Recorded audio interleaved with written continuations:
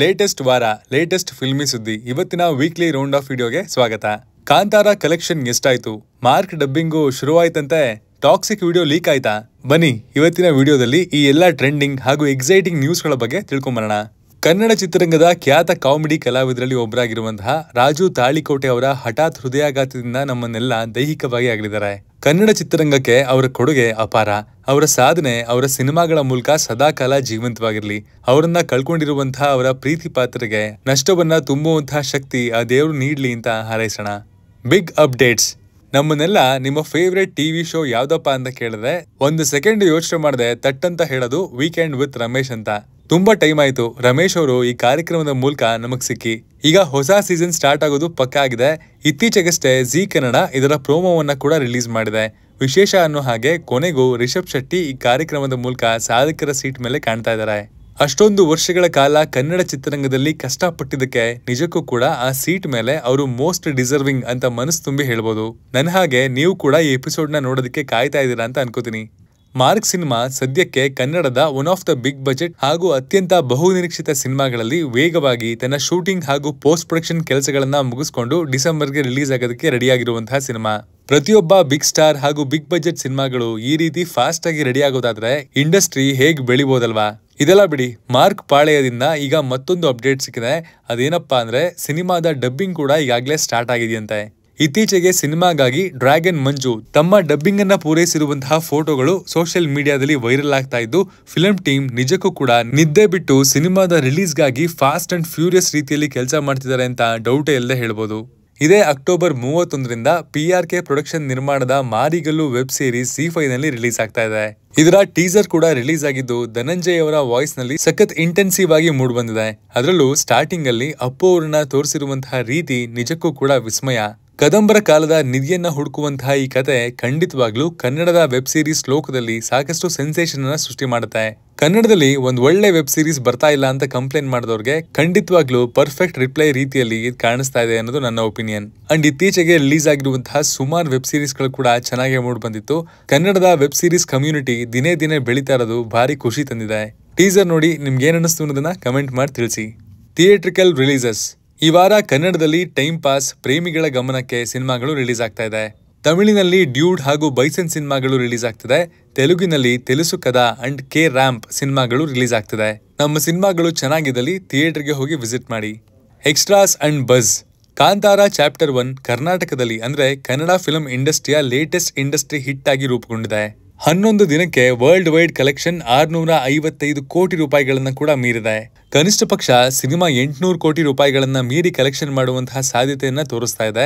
ದುನಿಯಾ ವಿಜಯ್ ಅವರ ಪೋಸ್ಟ್ ಮತ್ತೊಮ್ಮೆ ನೆನಪು ಮಾಡೋ ಹಾಗೆ ಸಿನಿಮಾದ ಕಲೆಕ್ಷನ್ ದಿನದಿಂದ ದಿನಕ್ಕೆ ಸ್ಟ್ರಾಂಗ್ ಆಗ್ತಾ ಇದೆ. ಬಾಲಿವುಡ್ ನಲ್ಲಿ ಕೂಡ ಸಿನಿಮಾ 200 ಕೋಟಿ ರೂಪಾಯಿ ಕಲೆಕ್ಷನ್ ಮಾಡುವತ್ತ ದಾಪುಗಾಲಿಟ್ಟಿದೆ. ಯಾವುದೇ ಡೌಟ್ ಇಲ್ಲ ಗುರುವೆ, 2025 2022 ಆದ್ಮೇಲೆ ಕನ್ನಡ ಕಂಡಂತಹ ಅತ್ಯಂತ ಬೆಸ್ಟ್ ಸಿನಿಮ್ಯಾಟಿಕ್ ಇಯರ್ ಅಂತ ಹೇಳ್ಬೋದು.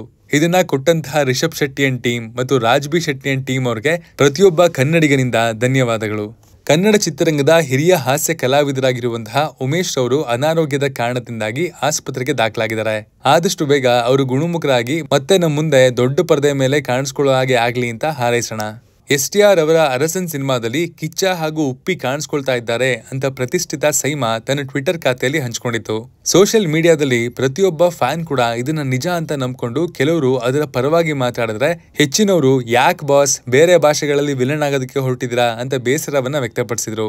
ಆದ್ರೆ ಕನ್ಫ್ಯೂಷನ್ ಬೇಡ ಅಂತ ಖುದ್ದಾಗಿ ಕಿಚ್ಚ ಸುದೀಪ್ ಅವರೇ ಈ ಪೋಸ್ಟ್ ಹಾಕಿರೋದಕ್ಕೆ ಸೈಮಾ ಸಂಸ್ಥೆಯನ್ನ ಹೆಂಗೆ ರೋಸ್ಟ್ ಮಾಡಿದ್ರು ಅಂದ್ರೆ, ಖುದ್ದಾಗಿ ಸೈಮಾ ಹಾಗೂ ಅದರ ಮಾಲೀಕ ಆಗಿರುವಂತಹ ವಿಷ್ಣುವರ್ಧನ್ ಇಂದೂರಿ ಅವರೇ ಬಂದು ಸೋಷಿಯಲ್ ಮೀಡಿಯಾದಲ್ಲಿ ಕ್ಷಮೆ ಕೇಳಿದ್ದು ಕೂಡ ಆಯ್ತು. ರೋಸ್ಟ್ ಮಾಡೋದಕ್ಕೂ ಸೈ, ಸ್ಕ್ರೀನ್ ಮೇಲೆ ಸಿಳ್ಳೆಗಿಟ್ಟಿಸ್ಕೊಳ್ಳೋದಕ್ಕೂ ಸೈ ಅನ್ನೋದನ್ನ ಕಿಚ್ಚ ಮತ್ತೆ ಪ್ರೂವ್ ಮಾಡಿದ್ರು. ರಿಚರ್ಡ್ ಆಂಟೋನಿ. ರಕ್ಷಿತ್ ಶೆಟ್ಟಿ ಅವರಿಂದ ಮೂಡ್ ಬರ್ತಿರುವಂತಹ ಕನ್ನಡದ ಅತ್ಯಂತ ದೊಡ್ಡ ನಿರೀಕ್ಷೆಯನ್ನು ಹೊಂದಿರುವಂತಹ ಸಿನಿಮಾ. ಆದ್ರೆ ಸಿಂಪಲ್ ಸ್ಟಾರ್ ಸಿಂಪಲ್ ಆಗಿ ಕಾಣೆಯಾಗಿದ್ದಾರೆ ಅಂತಾನೆ ಹೇಳ್ಬೋದು. ತುಂಬಾ ಟೈಮ್ ಆಗೋಯ್ತು ಗುರು, ಮುಂದೆ ಯಾವ ಸಿನಿಮಾ ಮಾಡ್ತಾರೆ, ರಿಚರ್ಡ್ ಆಂಟೋನಿ ಯಾವಾಗ ಸೆಟ್ಟೆ ಇರುತ್ತೆ ಅನ್ನೋದು ಇವತ್ತಿಗೂ ಕೂಡ ಅತ್ಯಂತ ನಿಗೂಢವಾಗಿರುವಂತಹ ಪ್ರಶ್ನೆ.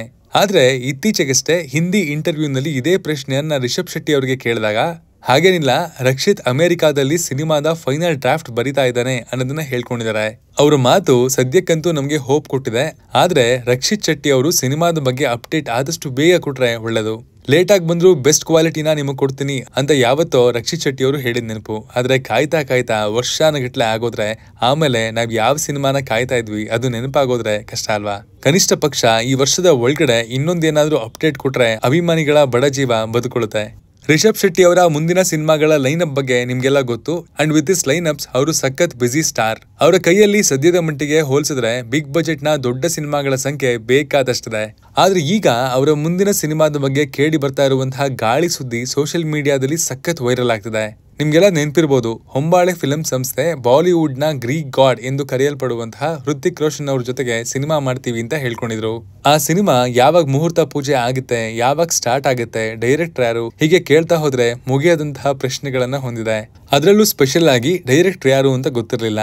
ಆದ್ರೆ ಲೇಟೆಸ್ಟ್ ಸೆನ್ಸೇಷನಲ್ ಟ್ರೆಂಡಿಂಗ್ ನ್ಯೂಸ್ ಗಳ ಪ್ರಕಾರ ಈ ಸಿನಿಮಾನ ರಿಷಬ್ ಶೆಟ್ಟಿ ಡೈರೆಕ್ಟ್ ಮಾಡುವಂತಹ ಸಾಧ್ಯತೆ ದಟ್ಟವಾಗಿದೆ ಅನ್ನೋದು ಕೇಳಿ ಬರ್ತಾ ಇದೆ. ಹೊಂಬಾಳೆ ಫಿಲ್ಮ್ಸ್ ನಿರ್ಮಾಣ ಹಾಗೂ ರಿಷಬ್ ಶೆಟ್ಟಿ ನಿರ್ದೇಶನ, it's A dam good combination. ಆದ್ರೆ ಇದು ನಿಜವಾದ ಸುದ್ದಿ ಅನ್ನೋದನ್ನ ಕಾಲವೇ ನಿರ್ಧರಿಸಬೇಕು. ರಿಷಬ್ ಶೆಟ್ಟಿ ಅವ್ರನ್ನ ಕೇವಲ ಡೈರೆಕ್ಟರ್ ಆಗಿ ನೋಡಿ ತುಂಬಾನೇ ಟೈಮ್ ಆಗೋಯ್ತು ಗುರುವೆ. ಈ ಸಮಯದಲ್ಲಿ ಕೇವಲ ಅವರು ಡೈರೆಕ್ಟ್ ಮಾಡ್ತಾರಾ, ಆಕ್ಟ್ ಮಾಡಲ್ವಾ, ಅಥವಾ ಅವೆರಡನ್ನೂ ಮಾಡ್ತಾರಾ? ಈ ಹಲವು ಪ್ರಶ್ನೆಗಳಿಗೆ ಹೊಂಬಾಳೆ ಫಿಲ್ಮ್ಸ್ ಆದಷ್ಟು ಬೇಗ ಉತ್ತರ ಕೊಡಬೇಕಾಗಿದೆ. ಇದ್ರ ಜೊತೆಗೆ ಇತ್ತೀಚೆಗಷ್ಟೇ ವಿಜಯ್ ಕಿರಗಂದೂರ್ ಅವರು KGF ಚಾಪ್ಟರ್ 3 ಸಿನಿಮಾದ ಬಗ್ಗೆ ಹಿಂಟ್ ಕೊಟ್ಟಿದ್ರು. ಹೀಗಾಗಿ ಅದರ ಅಪ್ಡೇಟ್ ಕೂಡ ಈ ವರ್ಷದ ಒಳಗಡೆ ಸಿಗುವಂತಹ ಚಾನ್ಸ್ ಕೂಡ ಜಾಸ್ತಿ ಇದೆ. ಬಿಗ್ ಸಿನಿಮಾಗಳ ಅಪ್ಡೇಟ್ಗಾಗಿ ಕಾಯ್ತಾ ಇದ್ದ ಕನ್ನಡದ ಸಿನಿಮಾ ಅಭಿಮಾನಿಗಳಿಗೆ ಇಷ್ಟೆಲ್ಲ ನ್ಯೂಸ್ ಒಟ್ಟಿಗೆ ಸಿಕ್ಕರೆ ಈ ವರ್ಷಕ್ಕೆ ಅದಕ್ಕಿಂತ ಹೆಚ್ಚಾಗಿ ಗಿಫ್ಟ್ ಏನ್ ಬೇಕೇಳಿ? ಕೆಲವೊಂದು ನಿಯಮಗಳನ್ನ ಉಲ್ಲಂಘಿಸಿದೆ ಅನ್ನೋ ಕಾರಣಕ್ಕಾಗಿ ಈ ಬಾರಿಯ ಬಿಗ್ ಬಾಸ್ ಅನ್ನ ಅರ್ಧಕ್ಕೆ ಸ್ಥಗಿತಗೊಳಿಸಲಾಗಿತ್ತು. ಅದಾದ ನಂತರ DK ಶಿವಕುಮಾರ್ ಸೇರಿದಂತೆ ಕೆಲವೊಂದು ಸಚಿವರ ಸಹಾಯದಿಂದಾಗಿ ಬಿಗ್ ಬಾಸ್ ಮತ್ತೆ ಪ್ರಾರಂಭವಾಗಿದೆ. ವೀಕ್ಷಕರು ಇದನ್ನ ನಾರ್ಮಲ್ ಪ್ರೊಸೀಜರ್ ಅಂತ ಅನ್ಕೊಂಡ್ರು ಕೂಡ ರಾಜಕೀಯ ಪಕ್ಷಗಳು ಇದನ್ನ ಬೇರೆ ರೂಪಕ್ಕೆ ತಗೊಂಡು ಹೋಗ್ತಾ ಇದ್ದಾರೆ. ಆದ್ರೆ ಬಿಗ್ ಬಾಸ್ ಮಾತ್ರ we are here to stay ಅಂತ ಹೇಳ್ಕೊಂಡು ಮುಂದಕ್ಕೆ ಹೋಗ್ತಾ ಇದ್ದಾರೆ. ಇತ್ತೀಚೆಗಷ್ಟೇ ಸೋಷಿಯಲ್ ಮೀಡಿಯಾದಲ್ಲಿ ಸಖತ್ ವೈರಲ್ ಆಗ್ತಿರೋದು ರಾಕಿ ಬಾಯ್ ತಮ್ಮ 6 ಪ್ಯಾಕ್ ಬಾಡಿ ಅವತಾರದಲ್ಲಿ ನಿಂತ್ಕೊಂಡಿರುವಂತಹ ಟಾಕ್ಸಿಕ್ ಸಿನಿಮಾದ ಕೆಲವೊಂದು ಸ್ಟಿಲ್ ಹಾಗೂ ಲೀಕ್ ಆಗಿರುವಂತಹ ವಿಡಿಯೋ ಫುಟೇಜ್ಗಾಗಿ. ಟಾಕ್ಸಿಕ್ ನ ಮುಂಬೈ ಶೂಟಿಂಗ್ ನಲ್ಲಿ ರಾಕಿಂಗ್ ಸ್ಟಾರ್ ಯಶ್ ಅವರ ಸ್ಮೋಕಿಂಗ್ ದೃಶ್ಯವನ್ನ ಹೊಂದಿರುವಂತಹ ವಿಡಿಯೋ ತುಣುಕು ಎಲ್ಲಾ ಕಡೆ ವೈರಲ್ ಆಗ್ತಾ ಇದ್ದು ಇದು ಟಾಕ್ಸಿಕ್ ಸಿನಿಮಾದ ಲೀಕ್ ಆಗಿರುವಂತಹ ದೃಶ್ಯವೇ ಅಂತ ಹೇಳ್ತಾ ಇದ್ದಾರೆ. ಇದನ್ನ ನೋಡಿದ್ಮೇಲೆ ಅಭಿಮಾನಿಗಳ ಹಾರ್ಟ್ ಬೀಟ್ ಕೂಡ ಹೆಚ್ಚಾಗಿದೆ.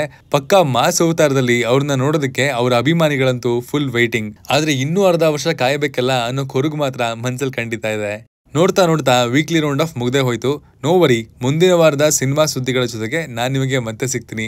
ಈ ಅಪ್ಡೇಟ್ಸ್ಗಳು ನಾವು ಮಾಡೋ ಕಂಟೆಂಟು ನಿಮ್ಗೆ ಇಷ್ಟ ಆಗೋದಾದ್ರೆ ಮಾತ್ರ ನಮ್ಮ ಚಾನಲ್ ಅನ್ನ ಸಬ್ಸ್ಕ್ರೈಬ್ ಮಾಡ್ಕೊಳ್ಳಿ. Love you all. Signing off, Manu.